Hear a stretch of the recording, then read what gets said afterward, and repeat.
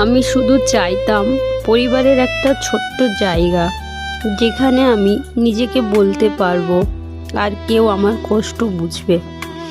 সমাজের চোখে আমরা সব সময় ছোট, তাদের আশা, তাদের কথা আমাদের জীবনের চেয়েও বড় হয়ে ওঠে। যখন সম্পর্ক ভেঙে যায় মনে হয় আমি হারিয়ে গেলাম, আর কেউ খুঁজে পায় না আমাকে। আমার স্বপ্নগুলো ভাঙতে দেখে কেউ সাহায্য করে না, সবাই বলে সময়ের সাথে মানিয়ে নিতে হবে। বাবার চোখে আমার জন্য যে অহংকার, সেটা সমাজ যখন কুৎসিত চোখে দেখে তখন আমার কষ্টগুলো দ্বিগুণ হয়ে যায়। আমি মায়ের মতো হতে চাই, কিন্তু সমাজ আমাকে অন্যরকম দেখতে চায়। আমার ভালোবাসা কেউ বোঝেনি, আর সম্পর্কের ফাঁকে ফাঁকে আমি একলা বেঁচে আছি। পরিবারের প্রত্যাশা নিজেকে হারিয়ে ফেলে নিজের খুশি ভুলে যাই।